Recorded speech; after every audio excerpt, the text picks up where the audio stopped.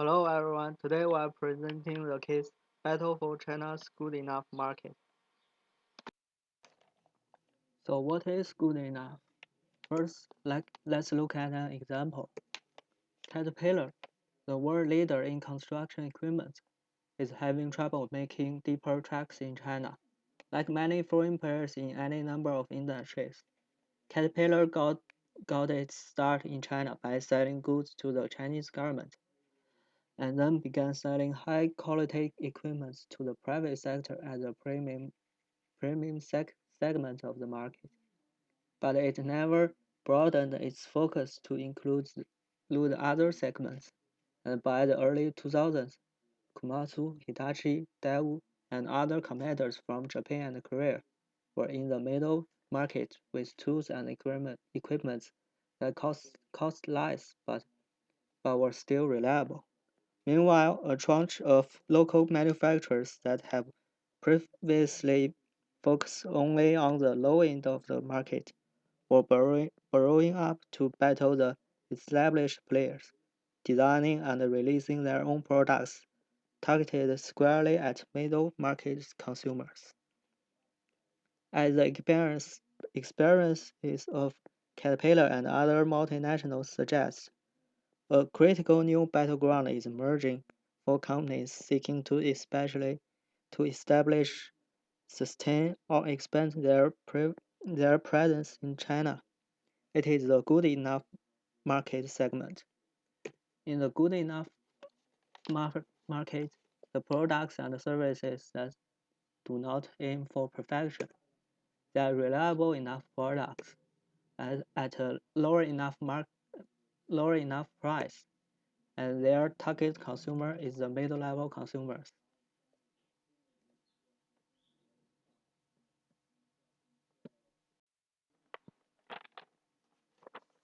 The good enough market is an evolving opportunity for all the companies. Historically, China's market has a simple structure. At the top, a premium segment served by foreign companies, realizing with solid margins and rapid growth. At the bottom, a large low-end segment served by local companies, offering low-quality, undifferentiated products that often lose money. Between them, it is the good enough market. The good enough market is rapidly expanding due to the shift in consumer buying patterns recently. First, the consumers with rising income are trading up from the low-end products.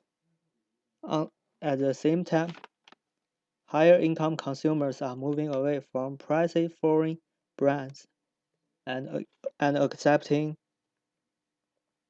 less expensive, local produced alternatives of reasonable quality.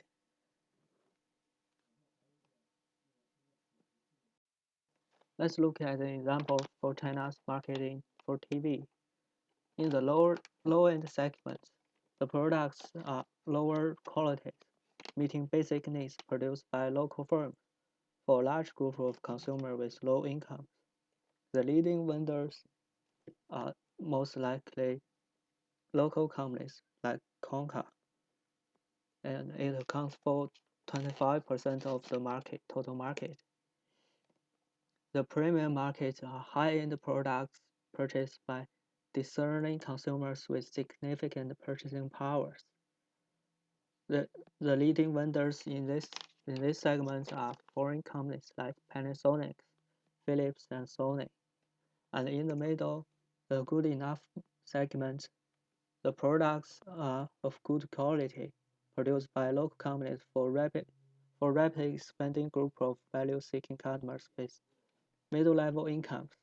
The leading vendors are Hisense, Skyworth, and TCL, and the good enough market accounts for 62% of the total market.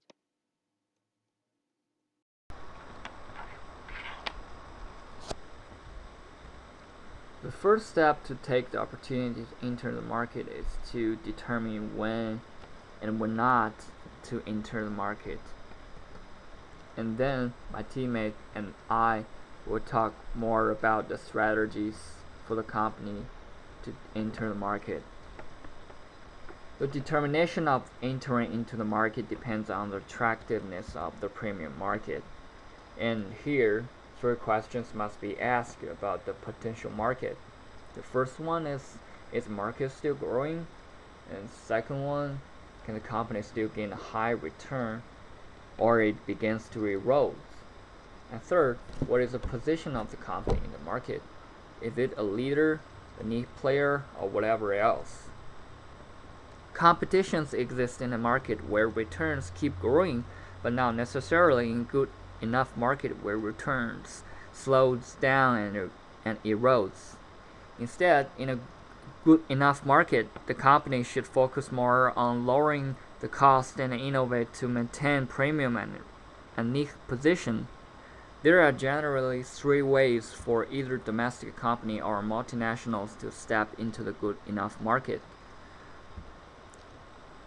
Leading multinationals in the premium segment attack from above, and the domestic challengers in low-end segment build up from below.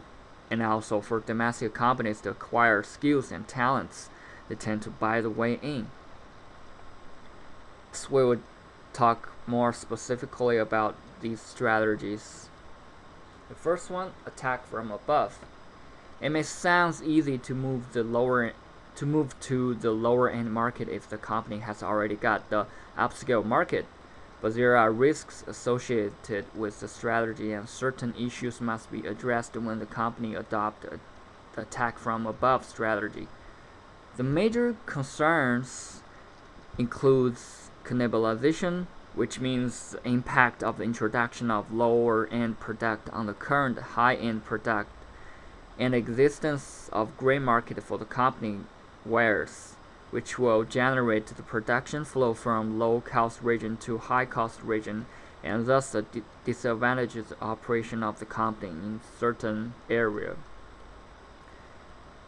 Besides, after weighing the risk, managers in multinational need to consider their possible opportunity in good enough market.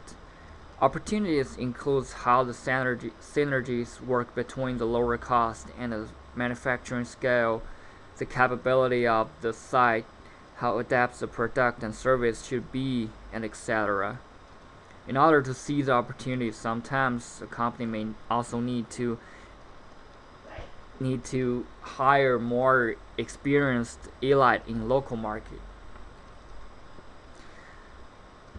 For those multinationals who decide to enter the market, they tend to employ the offensive defense strategy, which the company aggressively stake claims in the good enough market and box out the local competitors and other multinational competitors in order to gain their own scale advantage.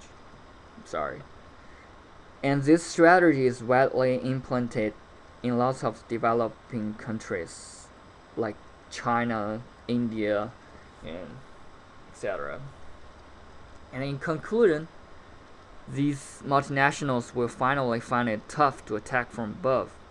Besides the risks of cannibalization, gray market, and other associated problems, companies must adapt fast enough to the preference change and the competitor reaction, and also only by switching to the local market to reduce the production cost will be too naive for the multinationals to compete with the local rivals.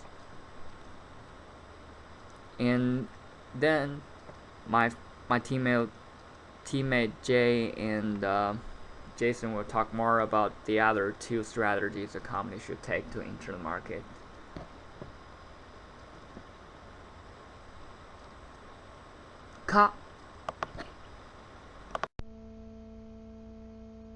Borrowing up from below, multinational authorities and estimated the ability and desire of local players in the low end of the market to move up and complete a miscalculation that may now be coming home to roost.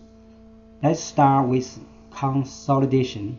For years, because of China's free market reforms, the weakest of those competitors are unprofitably operated.